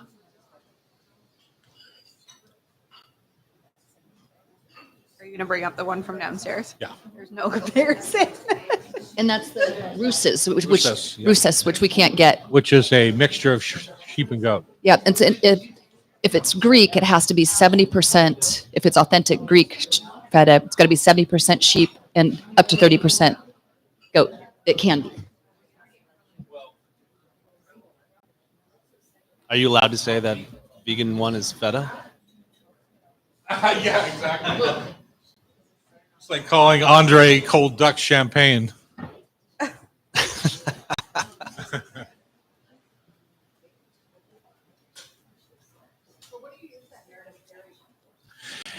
Cheese board, anything. It's really good on a crostini. Yeah, it's just the bomb. It's got a nice tang to it.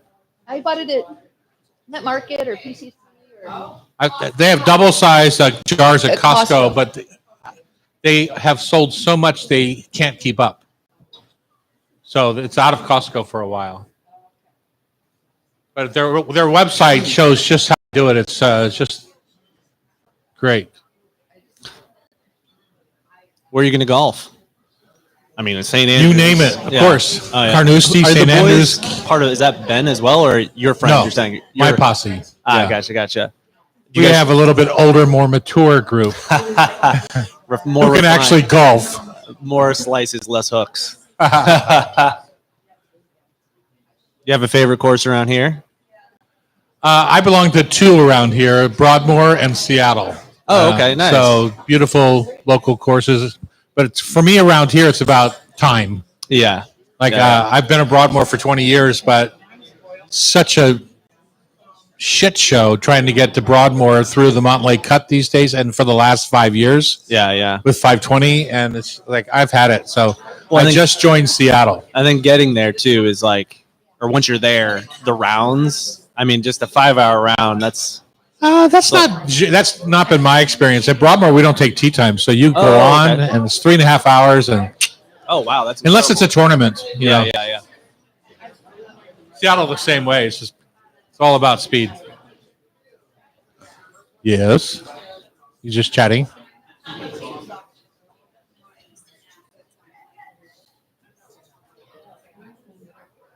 Yeah. Take it.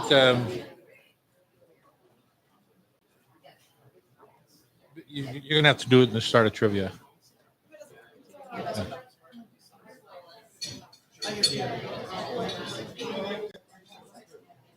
It's all ready to go.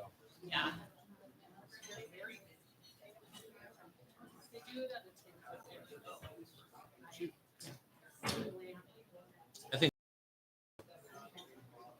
What I buy. Mount Vicos.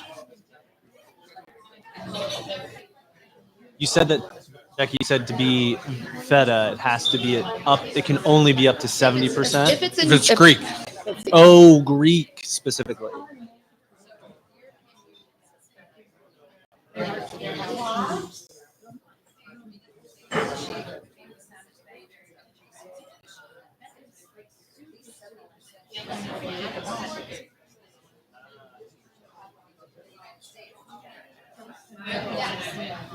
okay.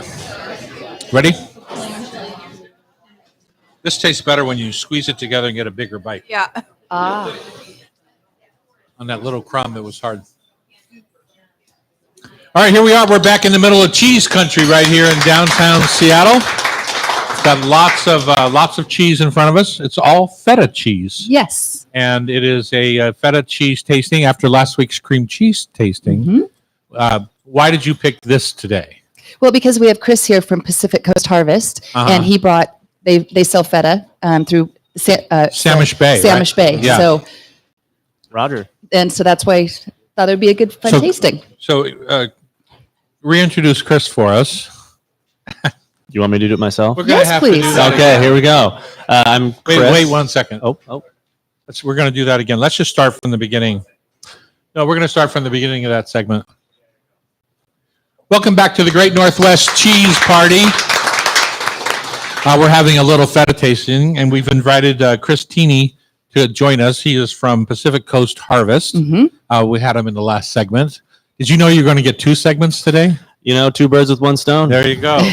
Well, you brought in your selection of things from Pacific Coast Harvest, a Samish Bay feta. And it just so happens, maybe Becky told you, we were having a feta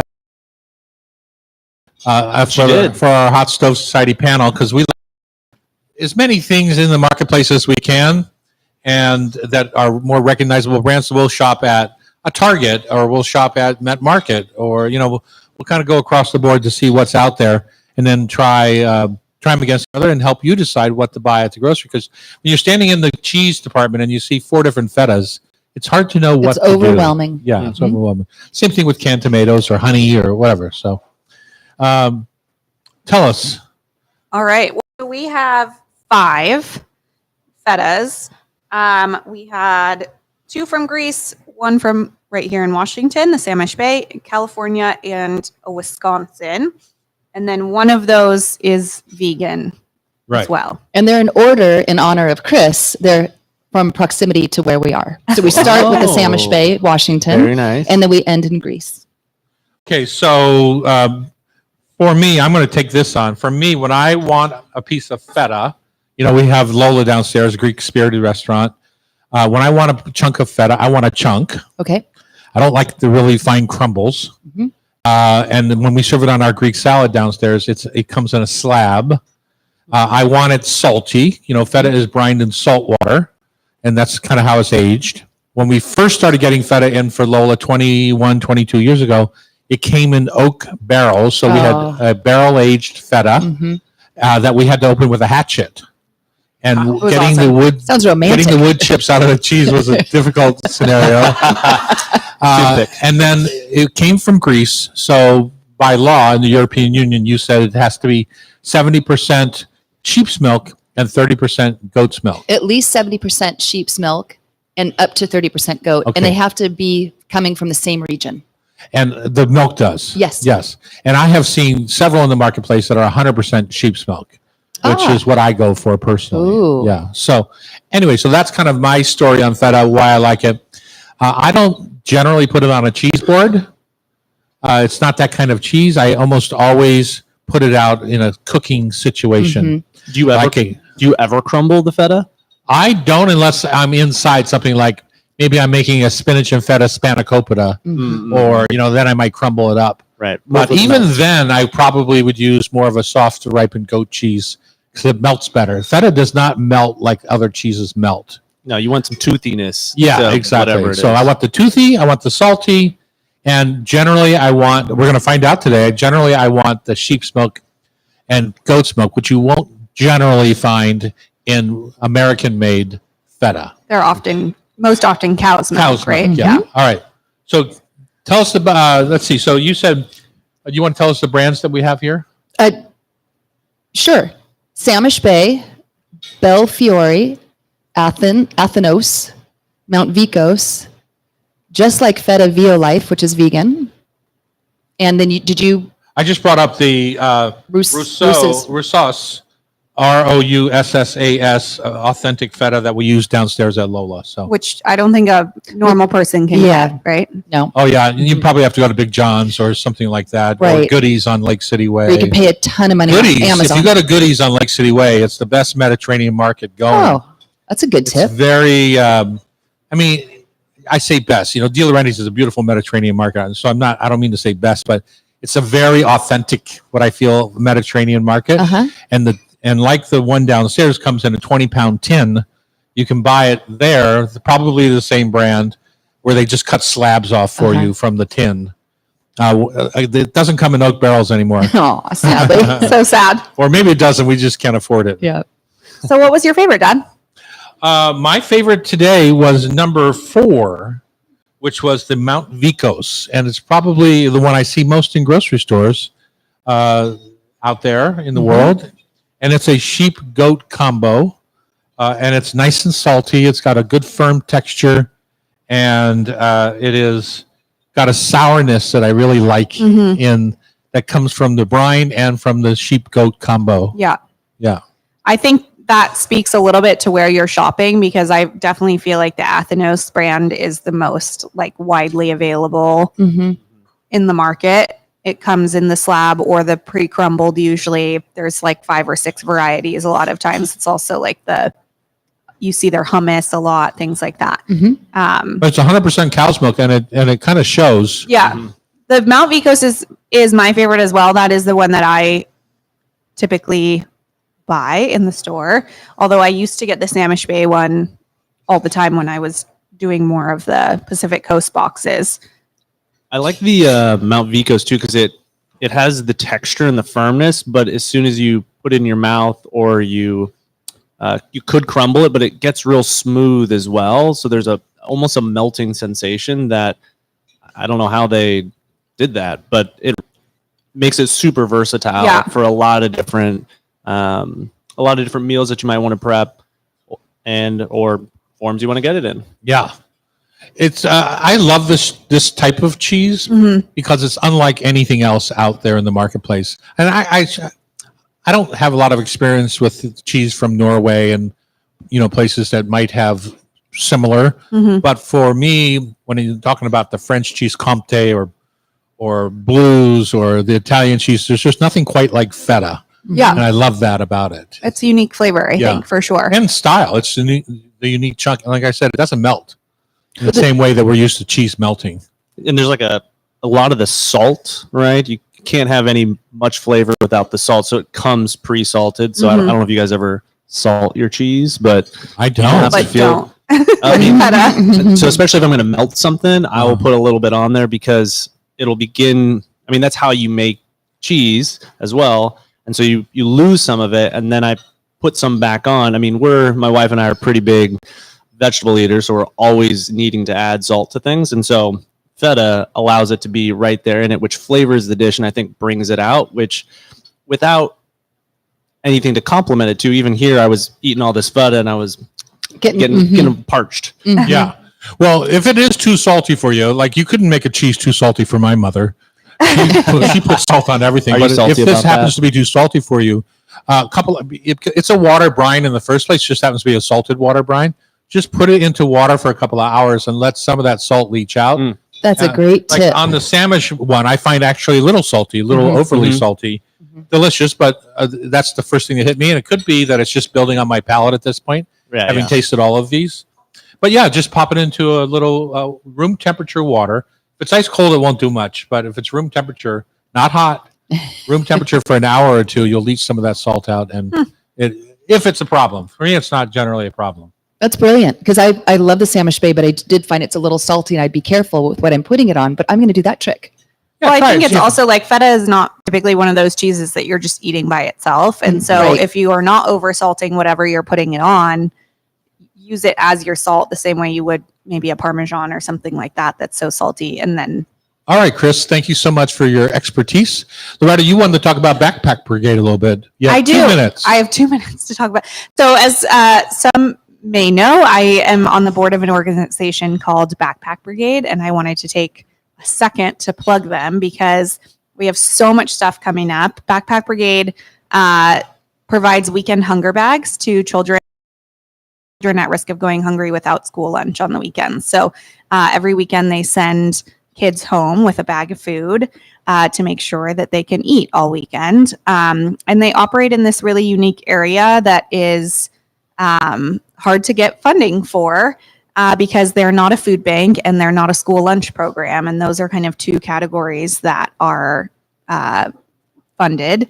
And we're in like this cool little, really important niche. And Backpack is serving about 5,000 kids in King County a week. And with resources could serve another 5,000 that are kind of on the wait list. So we have a few things coming up. One is we have a really cool like fun run coming up. So if you're a runner, we would love to have you come run in May. And then we also have a golf tournament coming up at Redmond Ridge Golf Club in August. And if you have a couple friends that you want to get out and play a round of golf for a good cause, you should. Our auction's in December, but one of the things I wanted to talk about is the volunteer opportunities with them are also numerous. They rely entirely on volunteer drivers to come pick up these bags and drop them off at schools In around- discreet ways. in discreet ways around the That's really city. nice. And so the bags are already packed. You load up your car, you drive to a school. It's Thursday mornings. And so if anybody is looking for a really engaging, amazing way to give back to their local community, I would urge you to check out Backpack. Come golf with us. Come run. I will not be running, but I am looking um, for 2 golfers to join me, my foursome. So yeah. So write it. What's the you can website? golf with Tom, and it's just backpackbrigade.org. So all right, That's my there you point. go. Great, thank Thank you. you. All right, stay tuned. We have Chris Wilson is here. Let's do that again, Cam. All right, stay tuned. Chris Wilson's going to join us. He's the executive chef owner of Plantage. Let's redo that. It's a she. Oh, sorry, Chris.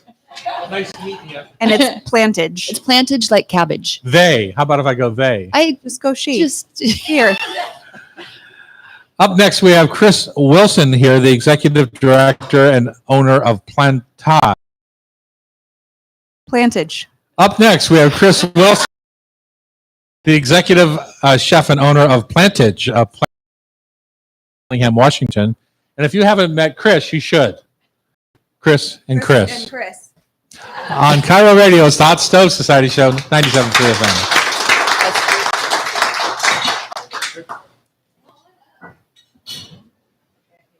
All right. You're such a pest.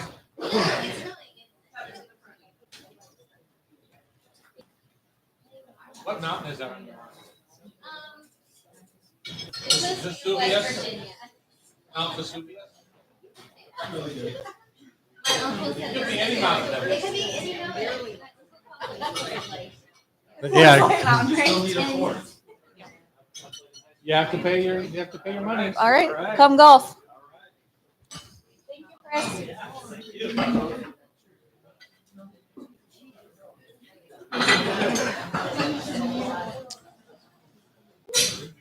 Sorry for the fractured introduction.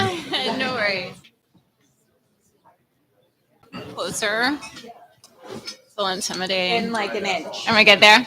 Like an inch? there you Okay. go. All right. Heard. All right. You got Muscat? Uh-huh. I didn't get the fruitiness from Muscat, but I definitely got that sourness. Any favorites?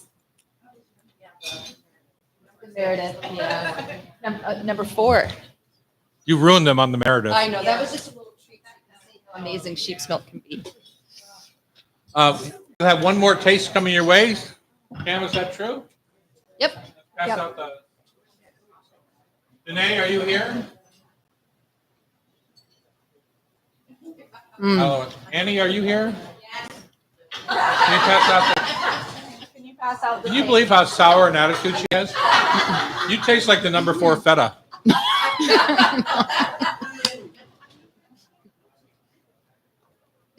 These are delicious.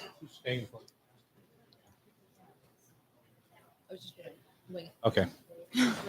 It's got a lot of good ones for.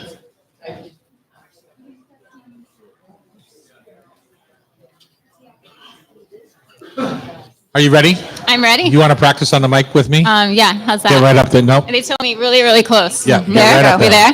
If it touches your lip, it's okay. Okay. You can't hear that. And Got it's it. only foam, so it doesn't hurt. Okay.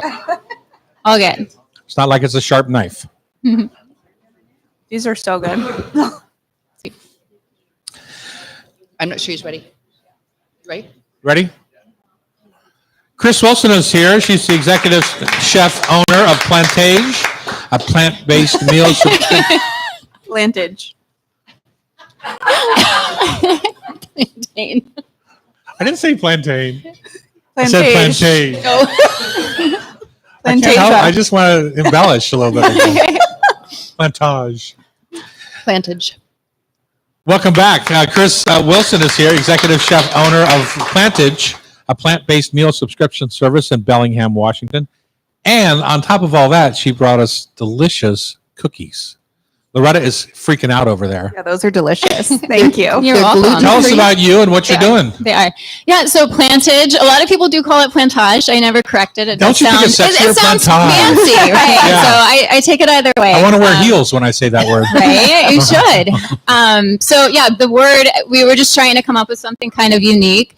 And I kind of play around with words, and so we just landed on everything about plants, so plantage. It's delightful. Yeah, so we're a meal subscription service. It's kind of like a local version of sort of these bigger kind of corporate operations like Sprinley, Hello Chef, those kinds of things. I've never used one of those. Yeah, we tried a couple out when we were kind of thinking about this concept. And one of the things that stood out was, number one, the food is not fresh at all. And number two is just the packaging. Uh-huh. It was an insane amount of packaging, and then everything they have to put in it, the dry And ice. trucks everywhere. And it gets shipped from Utah to your front door. yeah. So, I mean, how fresh can that really be? So we thought there has to be a better way to do this.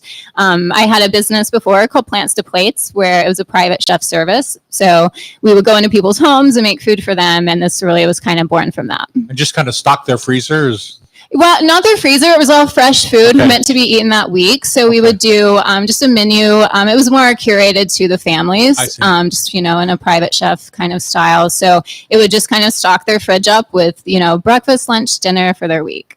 So this is the same idea. You could do This this. was the same idea. What happened is we got really busy. We had a wait list. You can only do so many people if you're going to their homes. So we looked for a commercial kitchen in Bellingham for about a year and couldn't find anything. So we found this great spot that was just a metal shell building, and we built out our kitchen Uh-huh. there.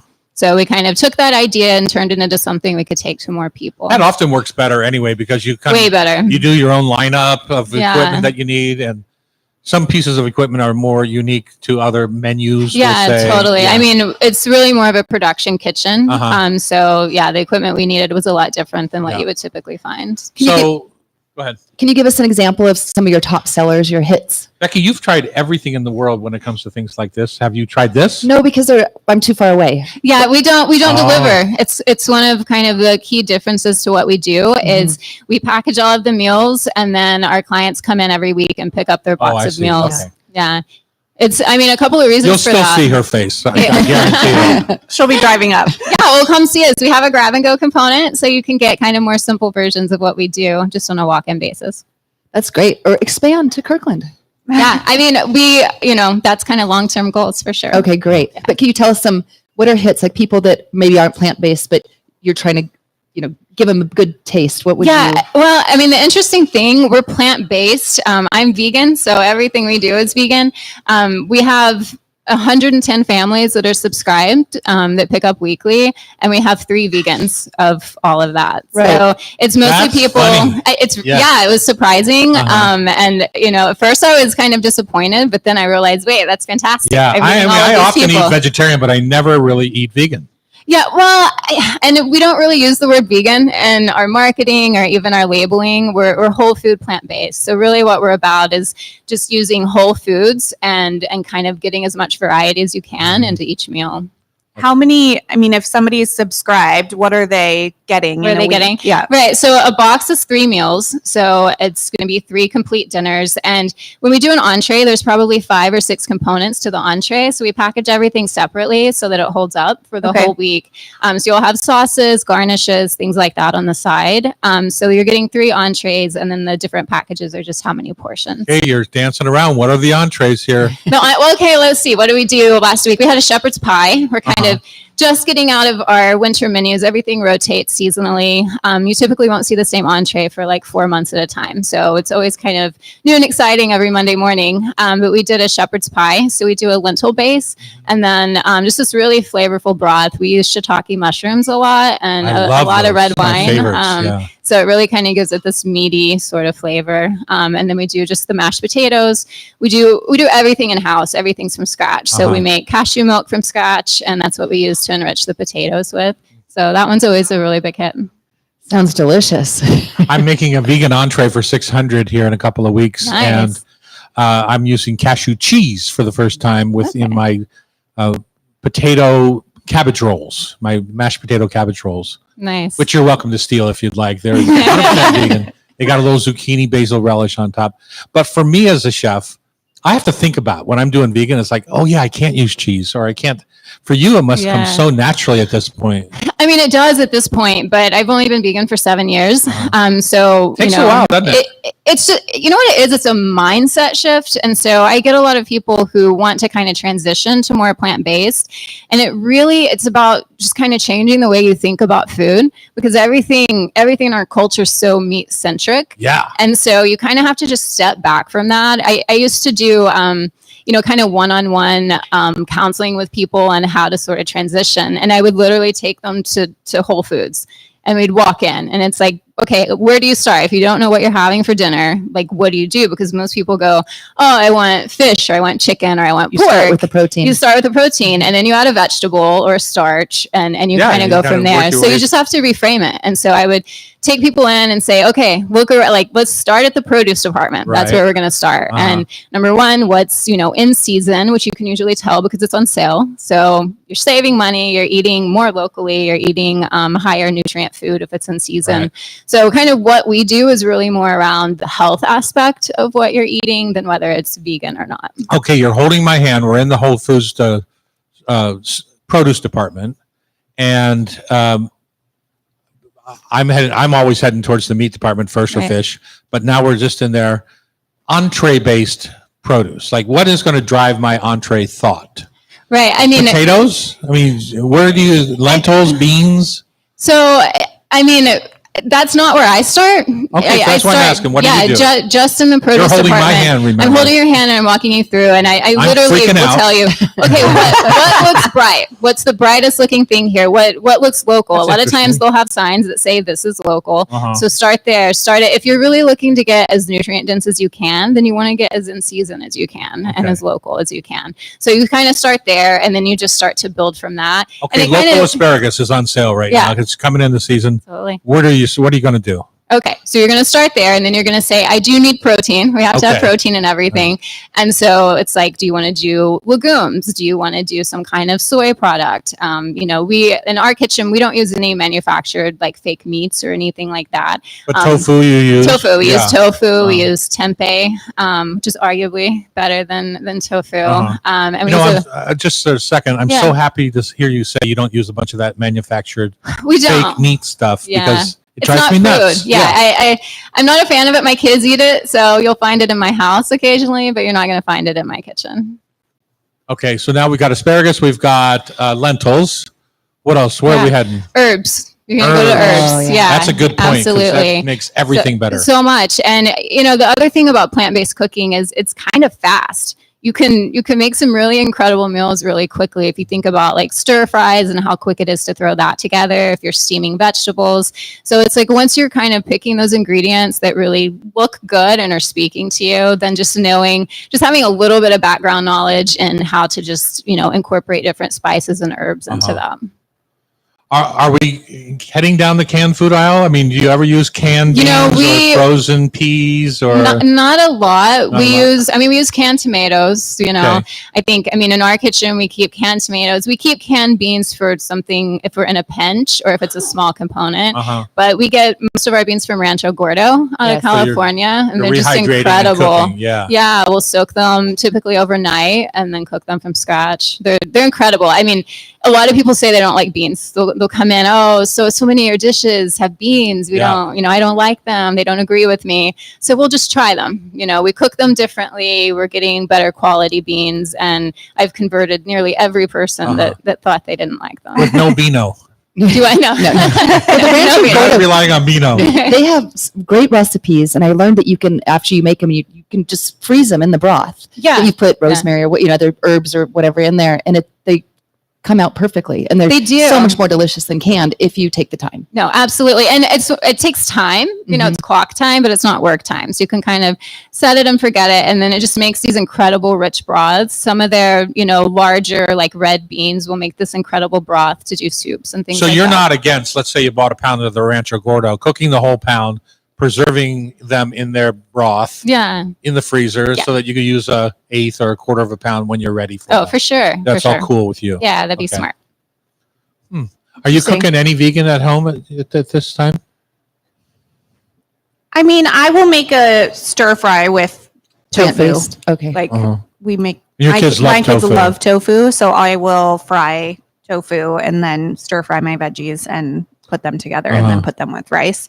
I don't know that I think about it as, is this vegan? You know, Yeah. but Yeah. I just think about it as like our protein tonight. dinner, yeah. is- Well, one of the Tofu. things I always tell people is to not think about what you can't have, to think about what you can have, because really the majority of what you're eating is vegan. You just don't think about it as vegan. You know, all of your vegetables are vegan, all of your beans are vegan, all of your grains are vegan. Your nuts are vegan. Everything is. Yeah, I mean, an incredible amount of what you're eating. Right. So really you're saying is just try to add more plants.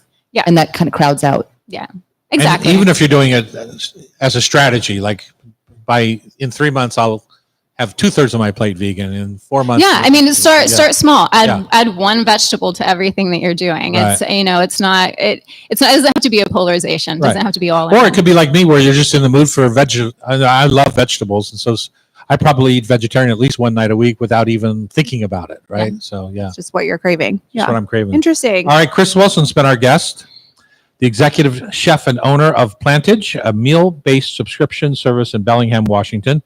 Yes, you do have to take a drive, which is perfectly do. fine. It's a beautiful drive. And it's plantagemeals.com if people want to find you. Yes. Yeah. Thank you. Awesome. Thanks for joining us. Thank you, Thank Chris. you. Thanks for All having right. me. Becky, when you go up, which I know you're going to, you can get me a box too, please. Okay. Sounds Okay. good. It's time for Food for Thought Tasty Trivia, brought to you by Rub with Love Spice Rubs. When we come back on Cairo Radio, it's the Hot Stove Society show. Oh, you're going to stick around, huh? I heard I am. Kick our butt in trivia. I'm sick of this.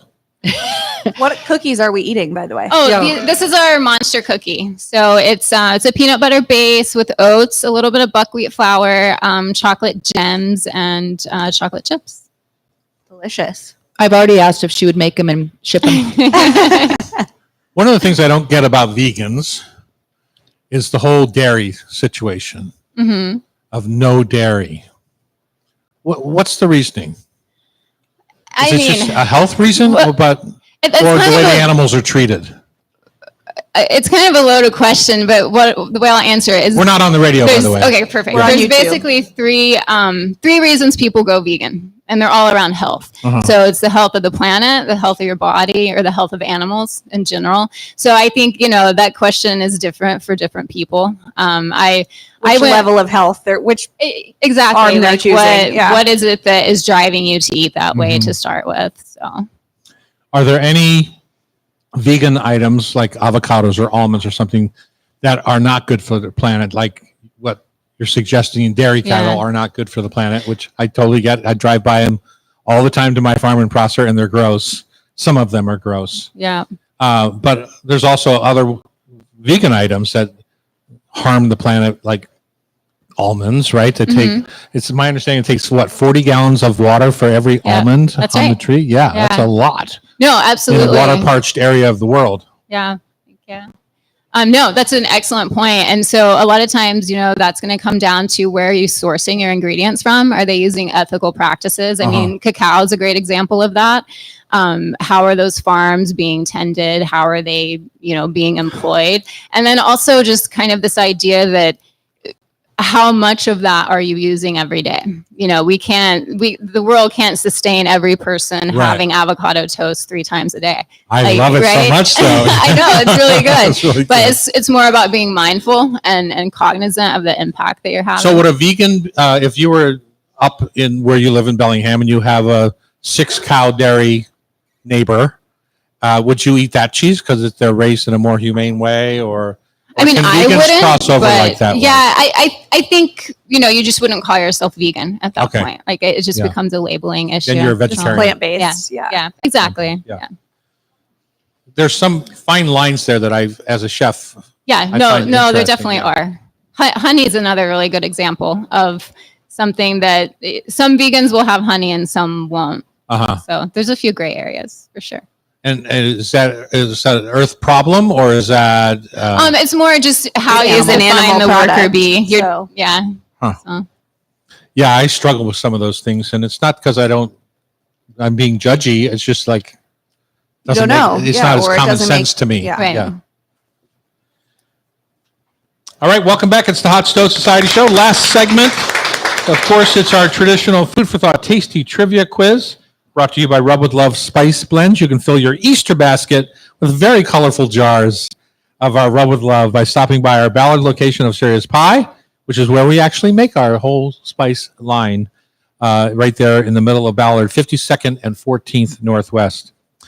You can also go down to, I guess you can't go, we're under construction down at the Oh, in the Seatown market, Restaurant. You can also find our whole line here at the Hot Stove.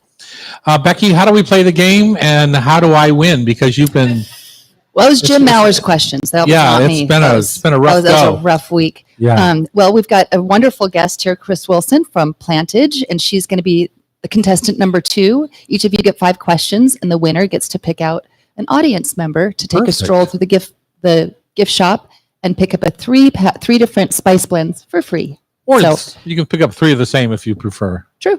Yeah. There you go. Okay. So, Loretta, you ready? Nope. Okay, perfect. Number 1, which fruit naturally contains an enzyme that can prevent gelatin from setting properly? Banana, kiwi, or fig?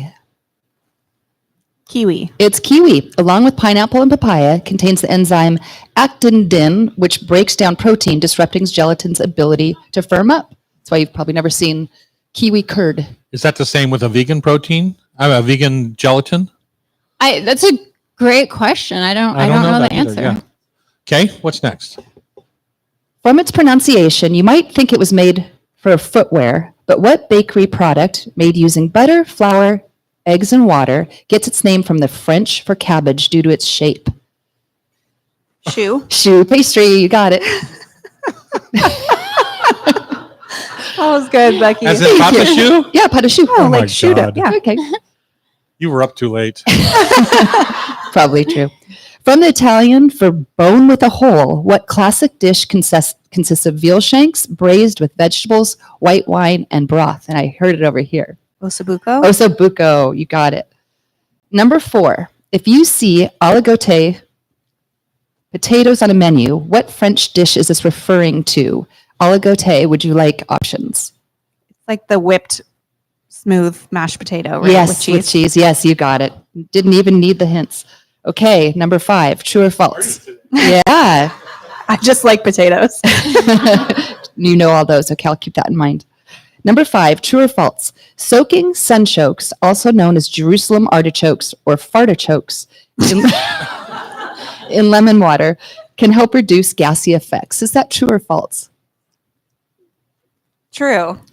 It's False. false. Okay. While soaking in lemon Believe me, water, Becky knows. it's true. I went to a very nice restaurant, and it doesn't help. It prevents browning, but it doesn't reduce the inulin content, the natural carbohydrate in sunchokes that can cause issues. Blanching them in milk can be What more kind of issues, effective. Becky? I read about it. Oh, okay. It was Becky Stelling that taught us fartichokes. All right. So Artichokes. 4 out of 5. Good job, Loretta. Okay, Chris, you ready? I'm ready. Number 1 This is Chris from Plantage. Yes, it is. You're bragging now that you know the Good name. job. Multiple choice. Which legume is the base for Burmese tofu, unlike the soy-based tofu found in most of Asia? Chickpea, lentil, or fava bean? How about fava? It's chickpea. Oh, You haven't had Burmese I have not. tofu. Oops. Number 2. Which nut, commonly used in Indian sweets and Middle Eastern pastries, is actually a seed and has to be carefully split open to extract its edible green interior? Pistachio. Pistachio, you got it. Job. Number 3, a staple of baking known for its malleability and thickness, what almond-based confection is commonly used in decorative cake competitions to create figurines or other complex designs? I know this one and I'm blanking on the word. Begins with an M. I know it does. I keep wanting to say mascarpone, which is a cheese, and I think I have You're cheese close, in my though. brain. I know. Anyone want to help her? Thank you. Yeah. Good job, audience. All right. Number 4 is multiple choice. You're at an Italian restaurant and spot Bundino on the menu. What is Bundino? Is it a refreshing drink? Budino with a A or a U? Budino. Budino. Oh, Budino? Yeah. Okay. That's the way I would say it. Budino. A refreshing drink, a savory fish, or a rich dessert. The dessert. It is a dessert. It's a rich, creamy Italian dessert, similar to custard or pudding. Awesome. Final question. Have you ever had Jello brand Budino? No, I'm not. The Hass avocado is named after a famous chef from Mexico. Is that true or false? False. It is false, and it is pronounced Hass, not Haas. It's named after Rudolf Hass, a mailman from California who patented the variety in 1935. I just Wow. learned. I've always said it wrong. 4 out of 5. We got a tie going. Okay, Tom. Wow. I'm screwed. Multiple choice. You're in Cincinnati and someone offers you a goetto, Goetto, for breakfast. What are you about to eat? A fruit-filled pastry, a meat and oat sausage, or a potato pancake? Goetto. What part of the town are you in? It sounds like you're in the ghetto. So I'm going to go with the sausage. It is the sausage. You Yeah. got it. Number 2. Did you know that Marcella Hazan wrote all her recipes in Italian? Did you know that she had a cigarette hanging out of her mouth every recipe she wrote? I did read. She is a chain smoker, that one. But do you know who did her translations? Victor Hazan. Wow, that's awesome. She really didn't think You you were notice when I going to get get one that. right, she asks for a prize. What is the name of the Italian dish that features veal, prosciutto, and sage, pan-seared in butter or wine? Its name literally means jumps in the mouth. Veal saltimbocca. Yes. Yes. Little salt and buco. Good job. Number 4. In traditional Indian cuisine, in a traditional Italian cuisine, how are meatballs or polpette typically served? Would you like options? Sure. With risotto, as a standalone dish, or with spaghetti? Standalone. Standalone. Okay, it's either going to be Loretta invented spaghetti and meatballs. she did. I invented them? Yeah. Wow. With the Italian American immigrants back in the early 1900s. Uh-huh. Cool. Which grain traditionally used in the tangy, spongy Ethiopian flatbread called injera is naturally gluten-free and has tiny seeds smaller than poppy seeds? Well, I'm like Chris on this one. I know Teft. Teff, you got it. 5 out of 5 winner. I'm so surprised. All right, Philadelphia lady, you're going into the gift shop. It's let's see here. It's my next job here. If you want to be a part of the What's show. going on?